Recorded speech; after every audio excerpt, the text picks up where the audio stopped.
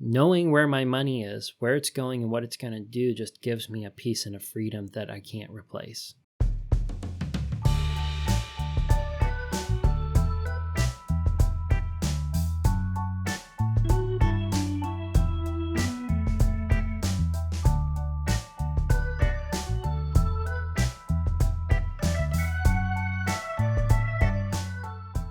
Good morning and welcome to the HopeFilled Financial Podcast. My name is Jay, your one and only HopeFilled Financial Coach, and I'm so happy that you're joining us today. Today we're going to continue our series on budgeting. Today's story is going to be about an internship I had when I was in school. I worked as an architectural engineer on this internship doing electrical and mechanical design for mission-critical systems. Think outlets, lighting, HVAC, ductwork, plumbing, pipes, etc. And on this particular internship, I've worked with some very experienced engineers who had been in the industry for a long time. Some of these people had been working in the industry since building drawings were done by hand. I actually had a lot of emphasis in school about drawing things by hand because so many of the professors were involved in the industry when you just had vast rooms full of drafters who were drawing all of the construction documents one pencil line at a time. With technological advancements, computer drawing softwares very quickly replaced hand drawing when it came to building design. The first programs were basically just drawing tools where you would draw the lines in the computer. Naturally, the nice thing about drawing it on the computer is you had a file that you could duplicate and would be easy to edit without having to redraw the whole thing or putting erase marks on there. And there's a lot of mindset that still persists in the industry that when you're drawing drawings for a building, it's just a series of lines, but it's moved on way past that. Architects and consulting engineers now use 3D BIM modeling software.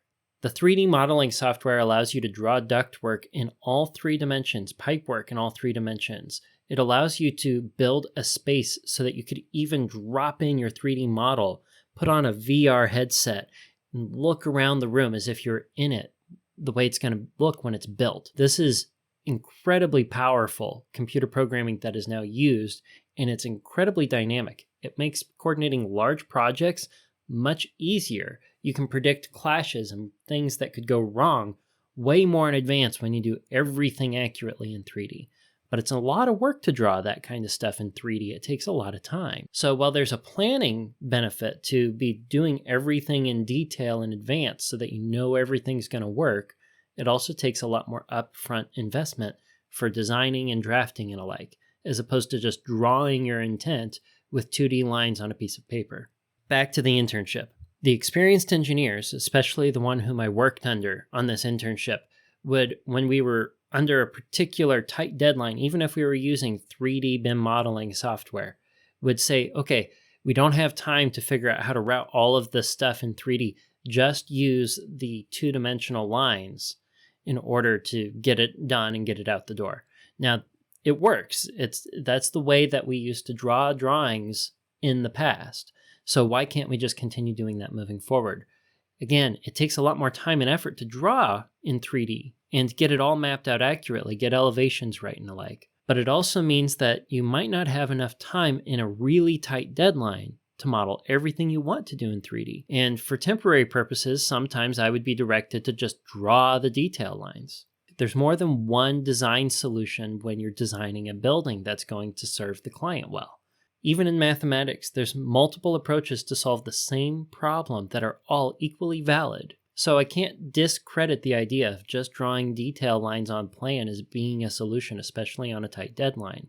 But there are pros and cons to every approach. There's always going to be a give and a take whenever you're looking at something that's going to get you a solution or a result faster. In some situations, if it's a very simple project or the area that's being designed doesn't involve a whole lot of other systems, drawing with detail lines might be the most effective and efficient way. It might be the full amount of planning that's required in order to make a constructible project. In other situations, using detail lines in a very congested, complicated, large project where there's so much going on, using the detail lines is going to be omitting building information from other people who are trying to coordinate their systems in that congested and complicated area.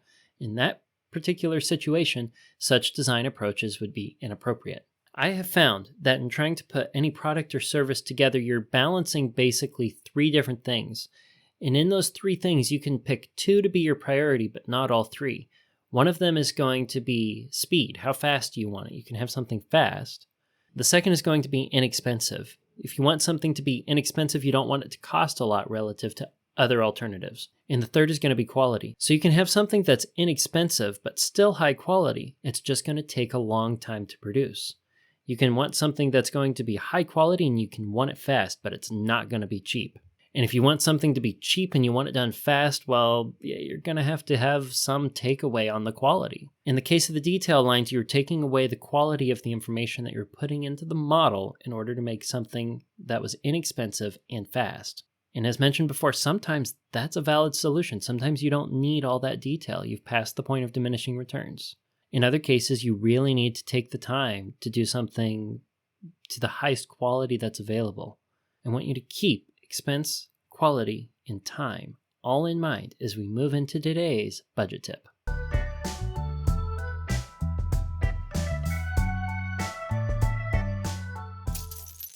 Today's budget tip is to not force yourself into using a cookie cutter. And what I mean by cookie cutter is you don't want to be trying to make something that's always going to work forever and always.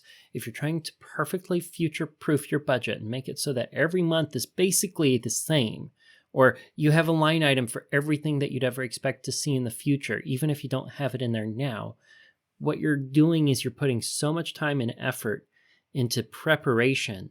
You're preventing yourself from moving forward with the budget. You might be overcomplicating things in a way that gives you a poor sense of burnout before you even get the budgeting train rolling. In my personal budget template, I think we're on version 3.3. I've revised it multiple times because as life changes, as our expenses change, as our income sources change, as our life changes, we need a budget that is able to reflect our given situation today and allow us to exercise the intentional practice of prudent economy. The budget is nothing more than a tool and a plan to represent how you're managing your money today and to help you make sure that you know you're on track for the goals you're aware of, not the unknown goals. And it's something that you get to change when you need to change it. A budget is very personal. It is a reflection of you as much as it is your plan for your life and your future. Next, we're going to answer a question submitted by you. Today's question comes from Anne. Anne asks, how do you budget for food if you like to buy in bulk? The expense each month is not consistent because of bulk purchases that come in waves. This is a great question. When you're buying just the groceries that you need for that month, and your months are relatively consistent on what it is that you need for your bare minimum food, I'm excluding the fact that you might need to buy food and groceries for hosting events or holidays. Those might go on a different line item. But the core need that you have for feeding you and your family is probably consistent month to month. If I understand the question correctly, when you go and you buy in bulk, you might have like a bunch of bulk buying that you do one month, and the next month might be lighter. You might not buy as much in bulk if you buy in bulk at all. As a result, you might be running into a problem where your food budget is not predictable. You can't look at the past months and say, well, what am I supposed to expect this month? This is especially true if you don't know what kind of bulk food purchases you want to be making for that month in advance of writing your budget. It's understandable that you might run into situations where there are certain deals or opportunities that come for bulk buying that couldn't be predicted. And this leaves us with a very good budgeting question. I'm going to assume that the benefit that you're looking for in buying food in bulk is to save money on your food overall. So you're looking at an overall month-to-month food expense that's less than what it would be if you were buying just what you needed each month, every month.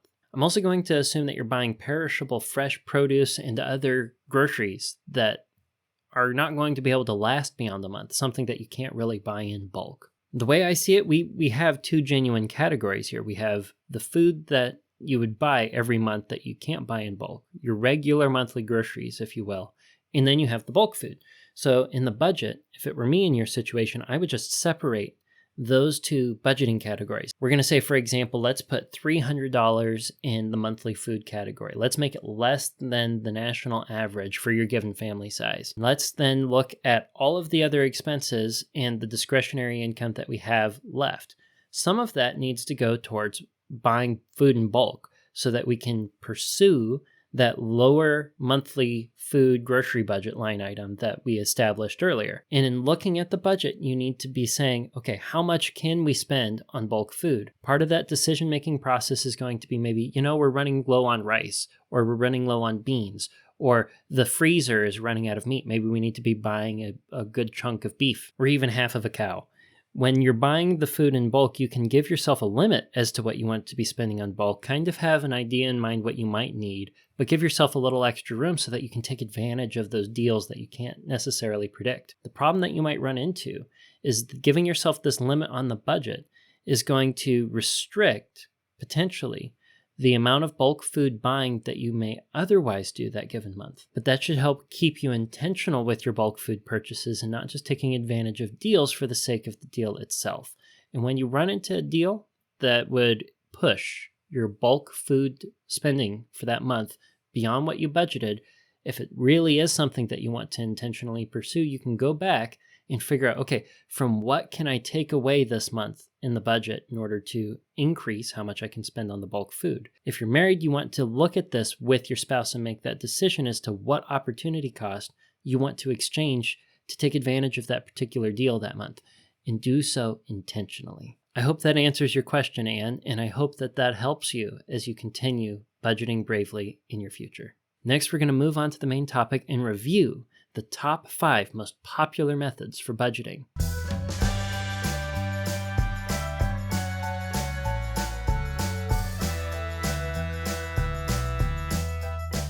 For today's main topic, I found an article by FinMasters that I'd like to review with you. This article is called Budgeting Methods, 5 Types of Budgets Explained. And this is a fairly recent article, not even 6 months old.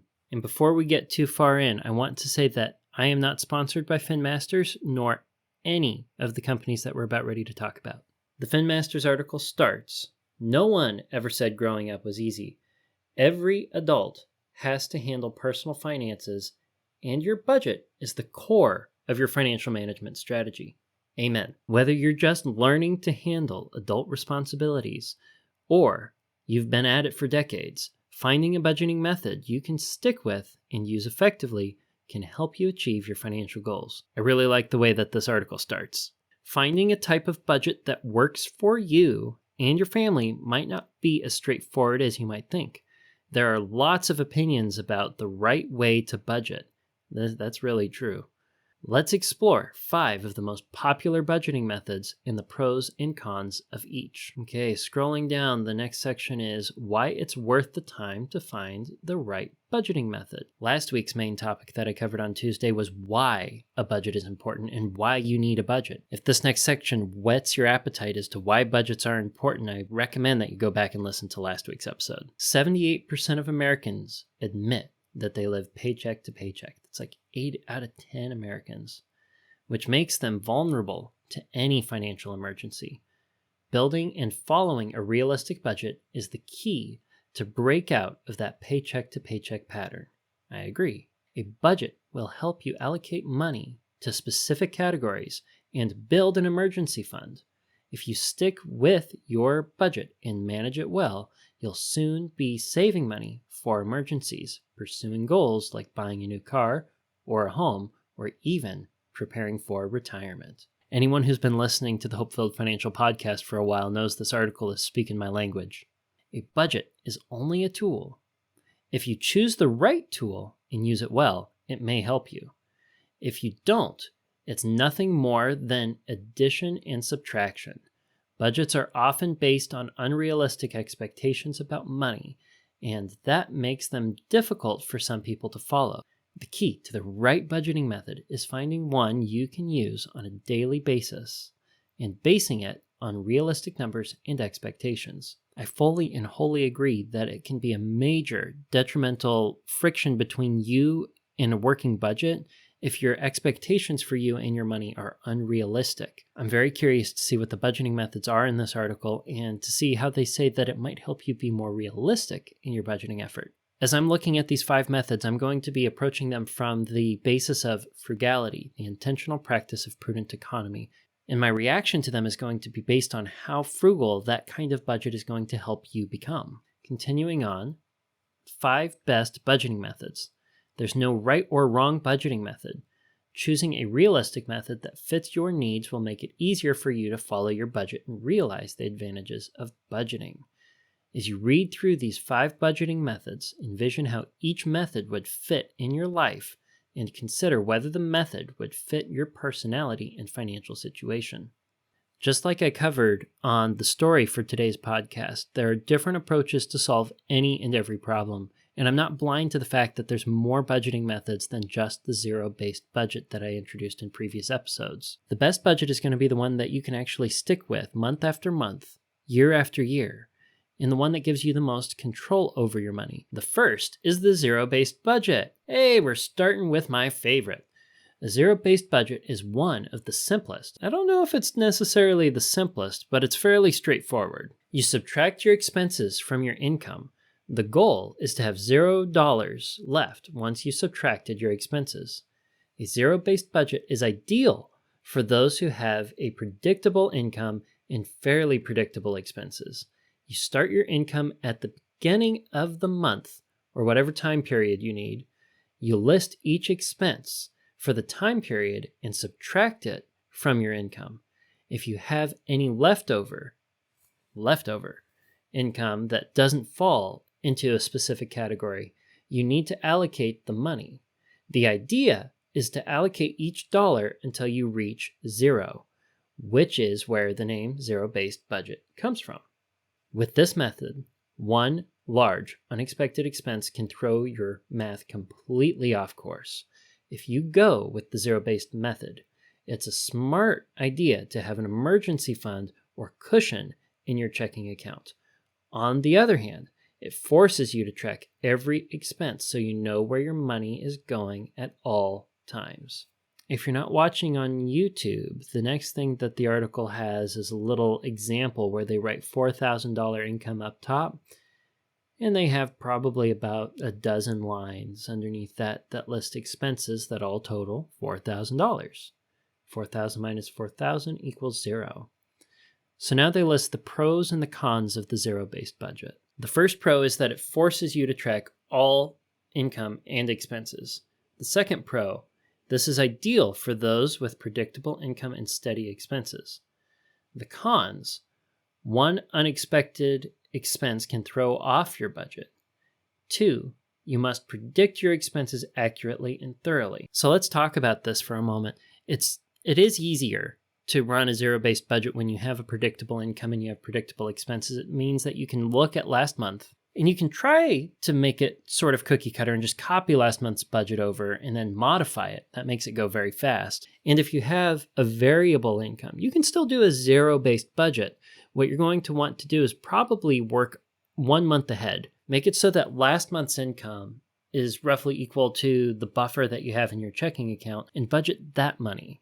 You know you have the money. You know you're not going to go over budget. Your income might not end up filling the buffer up all the way, but that just means next month's budget is going to be a little tighter. That's going to help you continue to use the zero-based budget, even if your income goes way up and down. And as far as the con goes, where one big unexpected expense can throw the whole month off, well, that's where the sinking fund for your emergency fund comes into play.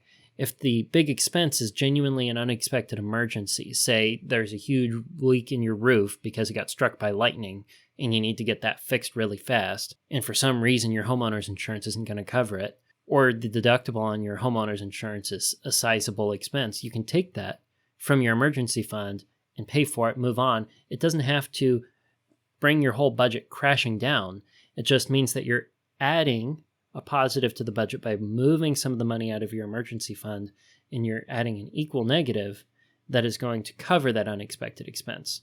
If it's something that was predictable, like replacing a roof, you need to replace a roof every so many years, or your auto insurance premium comes due and it's something that doesn't hit but every 6 months, or it's Christmas. I mean, Christmas can be pretty expensive. The holidays, buying gifts for everybody, traveling, hosting, food, that's expensive. And that's not necessarily something that's an emergency. It's something you can predict. In the zero-based budget, you need to be making room for those predictable big expenses that don't happen every month. You need to do so using sinking funds. For now, let's continue on to method number 2. Ooh, I like this one. method number 2, budgeting method number 2, is the envelope system. Another budgeting method that's very similar to the concept of zero-based is the envelope system. The idea is the same. You begin with your income and subtract each of your expenses until all the money is allocated. What's different is that you put as much of your money as possible in cash, literally an envelope. As clunky as this method might sound, it remains popular with those who are trying to curb their spending habits in categories such as groceries, fuel, and entertainment. They might talk about this later, but the envelope method, or cash stuffing as some of the kids on TikTok are calling it now, the benefit is that you have a tangible representation of what's left in your budget. If you have a zero-based budget and it's all on a spreadsheet or an app, there's a number that tells you how much is left in there. And you have to be updating your expenses in your budget regularly throughout the month in order for your line items to remain accurate and show you what you have left. A huge benefit of using the cash envelope system or cash stuffing is as you spend, you don't have to go to a spreadsheet and add it up. You have a tangible representation of how much you have left in that category that you write on the envelope. If you have a tangible representation that you can see, that you can feel, you're going to emotionally engage with what's remaining in your budget differently, and you also remove the friction of needing to continue to update your budget for the troubled categories like they mentioned, groceries. That's a great example. Let's keep rolling. If you allocate $100 per month toward fuel, you would withdraw $100 in cash and put it in an envelope. Anytime you need fuel, you would reach for cash from your envelope marked fuel. When you need to pay, you can only pay for it from your designated envelope. Once you run out of cash for the category in that envelope, that's it. You have to wait to replenish it when you receive more income. If you have money left in any envelopes at the end of your budget period, you roll it into the next month or put it toward a goal, like paying debt or padding your savings. If you have an emergency and you need the cash, instead of taking it from an envelope, like fuel, you use your emergency funds. This method has been championed by several personal financial experts, including Dave Ramsey. Recently, this budgeting method experienced quite a revival in 2021 and 2022. Videos showcasing the envelope system, rebranded as cash stuffing, had over 500 million views on TikTok. 500 million views. Do you think we can get this video up that high? I mean, I don't, but I should be hopeful that maybe. I just got to say cash stuffing enough or something, right? Moving on. It forces you to be disciplined with your money and stop yourself from overspending. But the method can be tough for some people who find keeping up with envelopes cumbersome or inconvenient. Let's go over the pros. They list 2 pros and 2 cons again. Keeping you from overspending, that's pro number 1. Pro number 2, teaches you discipline with every single dollar. It really does make discipline quite tangible. There are 2 cons. Con number 1, many consumers prefer not to pay with cash or carry cash. That's very true. Con number 2, it only works with categories you physically walk into a store to purchase: groceries, fuel, clothing. And that right there is the crux of why the envelope system is not a complete budgeting method. It is an approach, it is a strategy for troubled categories where you're spending money in person, and it doesn't really extend as beneficial beyond that. In effect, a zero-based budget, which assigns all the numbers on paper, it doesn't matter if you use a yellow pad, an app, or a spreadsheet. You are doing the same thing you're doing with the cash stuffing. You're just doing it in a way that is covering the money that you can spend digitally, with plastic, or in cash. So let's focus on the pros here. If you're having a troubled category, like, well, I'll use groceries as an example, and you keep overspending it, and you find that on your zero-based budget, your digital representation of the budget or your paper budget on the yellow pad, you're not updating it enough in order to know how much is left. And you only want to update the budget like once or twice in a month. Well, then using the envelope method is going to give you an automatic way to keep updated on what you have left. And it's going to introduce you to a very tangible realization about how much you're spending. It's much more painful to spend money with cash It's one reason why people don't prefer to spend money with cash. When you have a $100 bill in your hand and you spend that $100 bill or you give it away, you experience more pain than you do when you're spending with a debit card. When you're spending with a credit card, you experience almost no pain because you're actually not letting any of that money go right now. You're basically borrowing that money and spending the borrowed money in the moment, and that tricks your brain into not experiencing any resistance to spending. When we experience friction, emotional friction with our spending, it helps enhance our ability to be frugal. It helps us really reflect on the intentional practice of prudent economy. We're going to be more intentional if we're spending with cash. We're going to be more prudent. We're going to be more economical. And if having an envelope system helps you practice frugality, well, gosh darn it, then I would definitely do that. It's not for everyone. But it's a wonderful tool that can help. Let's move on to number 3. 3 is the 50-30-20 budget method. If you're looking for a budget method that isn't as detailed as the zero-based budget or the envelope system, but still guides your money, then the 50-30-20 might be for you. The categories break down like this: 50% necessities, 30% discretionary, 20% for savings and or debt repayment. The key to making this budget work is your definition of needs and wants. As long as you define these early on, you shouldn't have any issues. You can change the percentage of these categories to better reflect your current needs. For example, if you have a large student loan you want to aggressively pay off in 12 months, you would want to increase the 20% for debt repayment to meet this goal and take money from another category to cover it. In effect, what you're doing in that example is having a very broad, sweeping stroke at covering opportunity cost. Let's cover the pros. 2 pros. 1, good option if you're trying to pay down debt. 2, the percentage of each category can change to fit your needs, despite the namesake. 2 cons. Con number 1, you have to clearly define wants versus needs. Con number 2, you must update the percentage of each category to align with your goals.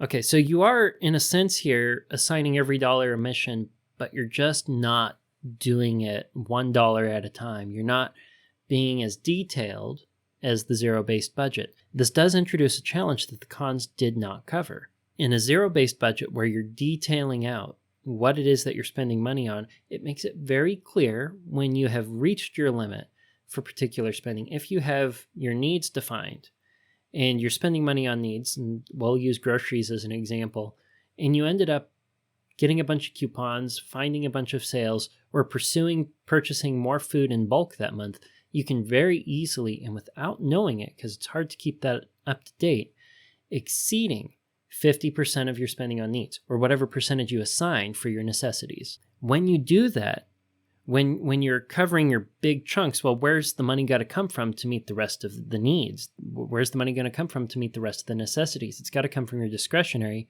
or it has to come from your savings or your debt repayment. And more often than not, we're going to sacrifice our savings if we're not running a budget, or we're going to be sacrificing our debt repayment.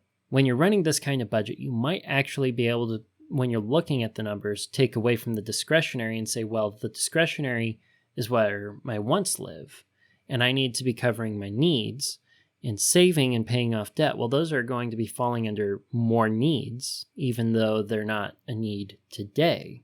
They need to be a consistent need in order to be successful. Remember, a good savings rate is the strongest indicator that you're going to be financially successful. The benefit I see of looking at a budget like this is that you're going to likely preserve your savings rate or your debt payoff goals and sacrifice your wants more often. But they do bring up in the cons that you have to very clearly separate your wants and needs. In episode 16 of the HopeFilled Financial Podcast, I covered zero-based budgeting in detail. And if you listen to that one, you'll note that I broke down essentials, discretionary, and lifestyle for the bulk of spending. There is a little bit more granularity there. Lifestyle represents the wants that you have that happen on a monthly basis, while discretionary is more directed towards larger toys or bigger expenses that are wants. And essentials or necessities are going to all encompass the 50% that they have here. You still have to go through and define them. They just live in writing in one of those categories. There's one more thing I want to say about this 50-30-20 budgeting method, and that is it's a budget to the point that you're allocating your money to broad categories. In that sense, it's a full budget. In another sense, the 50-30-20 budget is nothing more than a recommendation as to how much money you need to be putting into each of these categories within your zero-based budget. And it's not something that you should take as being a hard cookie cutter. There are some situations where our housing or our rent is going to come very close to hitting 50% of our income, especially when you roll in HOAs, utility bills, and property taxes. 50-30-20 could be a healthy recommendation. It could be a healthy breakdown for a lot of people, but not everybody. If you're in a situation where you need to be putting everything you can into getting out of debt, or you need to be really maxing out your saving for retirement in order to keep up, 20% may not be enough for your debt payments or your savings rate. You might need a savings rate that's closer to 30%. And yeah, they tell you that, you can move the numbers around a little bit, but you put a great deal of risk on yourself when you don't track your expenses regularly. It's going to be easier than in the zero-based budget to miss the target, to miss the mark, to miss your goals. Let's move on to number 4. Number 4 is pay yourself first, or 80-20 budget. This budget is designed for those who need extra discipline to save money. Anytime you receive income, you pay yourself first by putting a designated amount toward your savings or retirement accounts. You can apply the same method to debt repayment as well. You might see it referred to as the 80-20 budget. 20% would go toward your savings or debt, and the remaining 80% covers all the other items. With the remaining money, you pay your necessities and your discretionary items, but you don't track every dollar. The reason you don't have to watch everything that remains is because you've already paid your 2 most important categories first. This is a good option for those who want to aggressively build up their retirement or savings funds or pay off debt. It's also ideal for those who don't like to track all their expenses on a daily basis. I should add that with the zero-based budget, you don't have to track your expenses on a daily basis. I'd say once a week should be sufficient, especially if your grocery trips are once a week. This is an interesting embodiment of the 80-20 rule being applied here, but it has the same issues as the last budget example, only a little bit more so by narrowing it down from 3 broad categories to 2. So you're not tracking your money. You're not keeping track of where the money's gone. You might end up overspending with your discretionary and your necessities. Your bare bones essentials and discretionary combined might end up exceeding that 80% that you've set aside. So how would this happen? What's a good example? Let's say that you went out and you bought a lot more food than normal. You ended up also buying a whole bunch of supplies in order to dress up the house and repaint the living room. Then you pay the mortgage and you start paying the utility bills, and you realize that between the everyday things that you sort of bought and the stuff you spent on the project, you've spent so much that your checking account is going to end up overdrafting because you weren't watching what you were spending there. This is going to be especially the case if you're spending with a credit card. If you put down on paper, I'm only going to spend 80% of my income and the rest of it is going to be saved. You save that money when the paycheck comes in, you leave the rest in the checking account, but then you go and you spend with the credit card. You don't track the expenses. So how do you know you're keeping your expenses under the 80%? You'd have to be checking the accounts on the regular and say how much is left in there. You'd also need to start having an idea of how much that's left is needing to go toward expenses that you're basically obligated to pay, like rent and utilities. So I can see with less upfront planning and less upfront tracking, this budget can cause you undue stress, especially if you're a natural spender. But I think I jumped off before covering the pros and cons, so let's see what the article has to say about that. Let's jump into the pros. There are 2 of them listed here. First one, this is a good option if you're trying to pay down debt or save.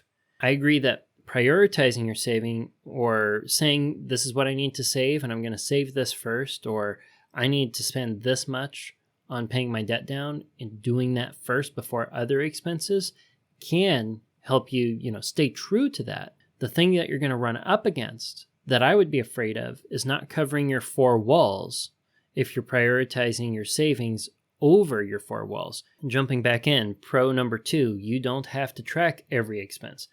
That's not a pro for me, that's a con. Knowing where my money is, where it's going, and what it's going to do just gives me a peace and a freedom that I can't replace. And as I've mentioned before, running a budget without tracking your expenses and reconciling it is like driving a car without a rearview mirror. Cons, there too, you can easily overspend since you're not tracking. Agreed. 2, you have to learn to live on 20% less. I disagree that would be a con. I think that's actually a pro, putting yourself in a position where you have to learn to live on what you can afford to live on. If your savings rate that you need for your future is genuinely 20%, what it's doing is it's teaching you the discipline that needs to be exercised so that you don't sacrifice your future for wants that you have today. Last one here, let's go to number 5, which is reverse budgeting. This method is similar to the pay yourself first idea of budgeting. With reverse budgeting, you focus on one major money goal each month, usually a different goal each time. You would still follow the 80-20 rule, but the 20% you designate goes toward a different goal each month. Example of your goals might look like one of these. Add $500 to your emergency fund, pay off a $400 credit card balance, add an additional $500 to your 401k.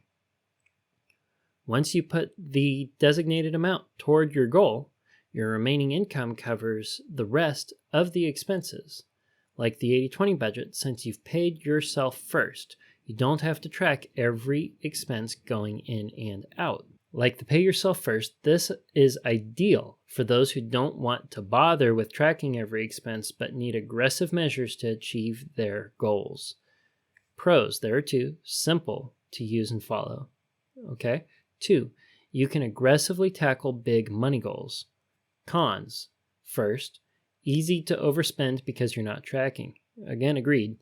2, you'll have to learn to live on 20% less. So the cons are basically what they had on here before for the last method. And yes, I agree. If you're not tracking and you're not looking at where you've been, it makes it harder to drive to where you're going. And the less granular your plan is for moving forward, the less clarity you have on your vision moving forward.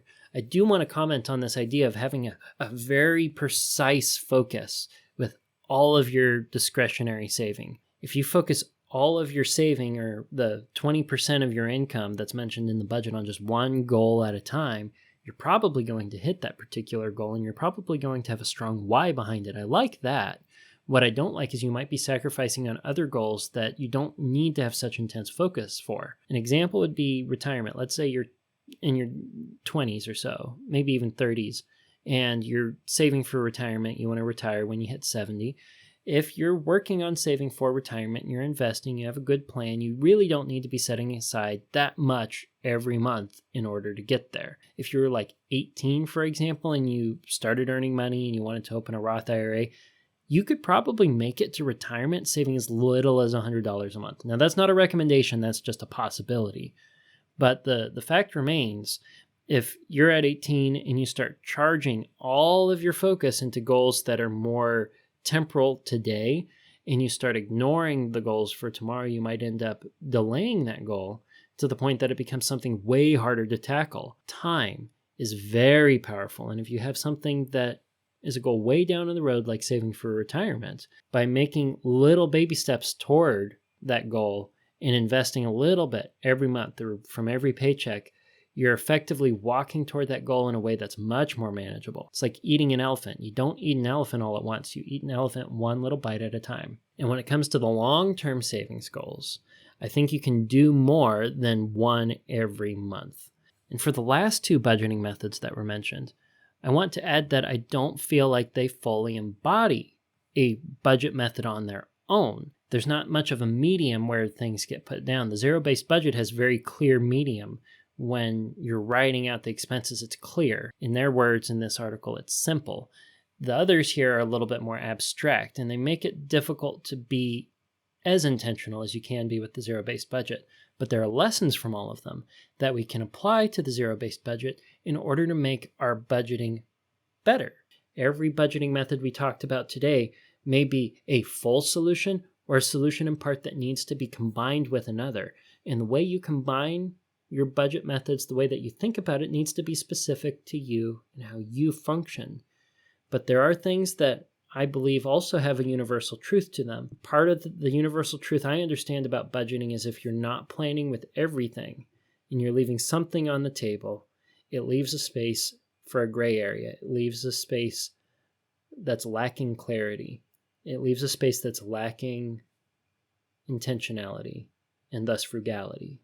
And I want you to remember that as you continue to budget bravely and enjoy your hope-filled financial future.